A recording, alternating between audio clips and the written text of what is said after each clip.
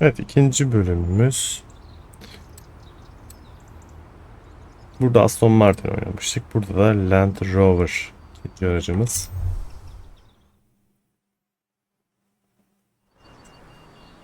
This is shaping up nicely. Time for a change of pace, though. At least at first. The next segment is about Land Rover, and we'll be starting out with the Type 3.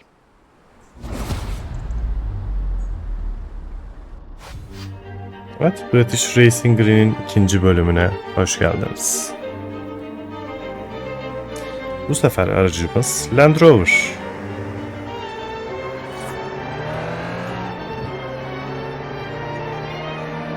Şöyle dışarıdan bakmak gerekirse. Çok gösteremiyorum. Land Rover, the British sports utility vehicle. But before that, they were actual utility vehicles.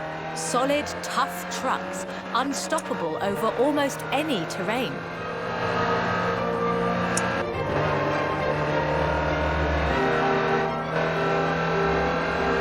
In 400 meters, turn left. The Land Rover Type 3 marks the point where that shift begins, and we'll be looking at what that meant. Turn left.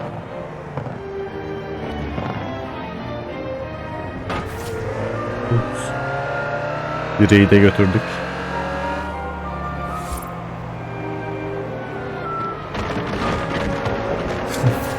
Birazcık alışma süreci var bu aracın.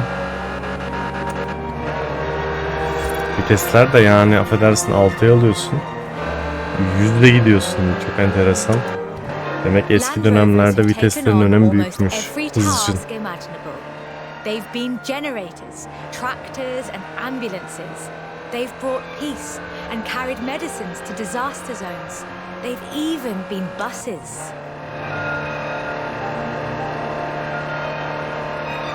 Over 500,000 Series 3s were built, and over 70% of those are still on the road today. They were extensively exported and built under license abroad. Belgium, South Africa, even Australia and New Zealand. With a robust chassis and signature Land Rover engineering, the Type 3 also marked the first time that buyers could choose interior options, like seat box protectors and cubby boxes. Seneye 150'ye yaklaşıyoruz. 150'yi görecek gibi. Oops. And by 1982, Land Rover were offering the county spec Type 3. Leisure drivers could choose from such luxuries as all-cloth seats, soundproofing and tinted glass. The trend was increasingly clear, and the future of the Land Rover was starting to take shape. If you squinted, you could already see the shape of the first sports utility vehicle, the Range Rover. Range Rover. Bu da 4'te gitsek iyi olur. Would never be particularly fast uphill. There is almost no hill that it couldn't climb, or dam for that matter, if you've put a proper winch on it. Daha 3'e alayım.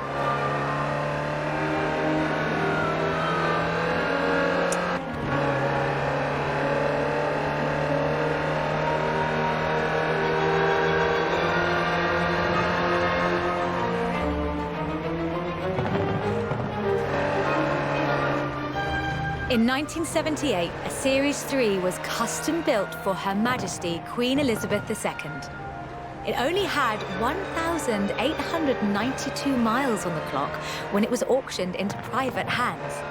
And it was in perfect condition. It would be.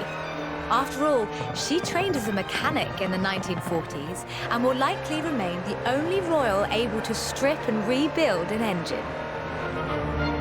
In 100 meters, Vay be, motoru söküp takabilen tek soylu. İyi öğrenmiş, helal olsun.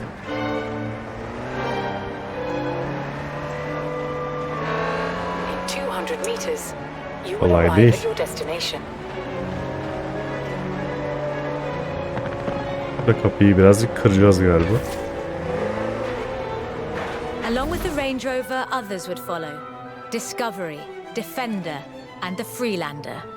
Each a more sophisticated and enjoyable utility vehicle. But none of them were a replacement for the Type 3. They were a different kind of car.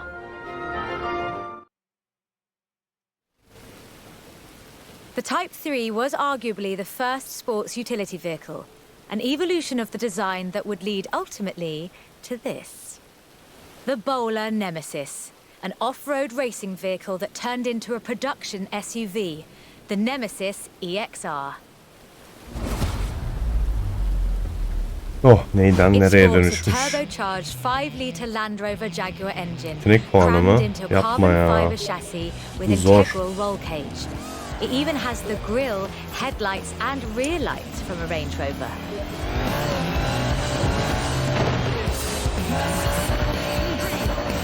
Lan oğlum.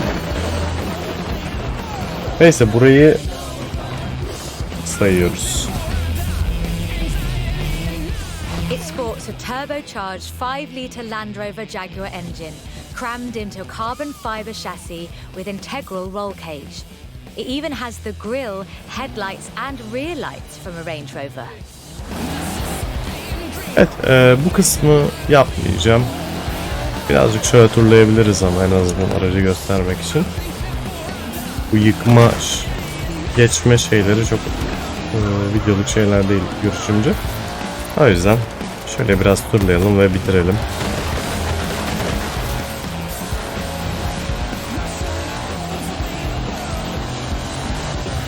Yani güzel bir rally aracı olmuş en nihayetinde. Range Rover güzel bir rally aracı çıkarmayı da başarmış. Bir sürü araçlarının yanına bunu da koleksiyonlarına eklemişler. Gayet de performanslı yani şu anda. Hiç fena değil. Biraz da bir uçmaya çalışalım.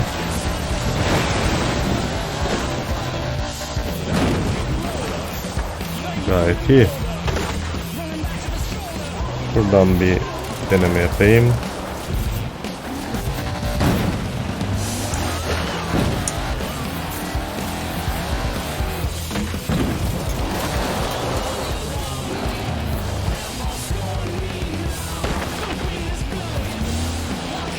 Bakalım tutturabilecek miyiz?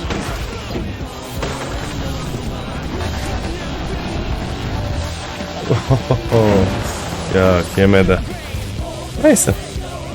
Bu bölümde bu kadardı. İzlediğiniz için teşekkür ederim.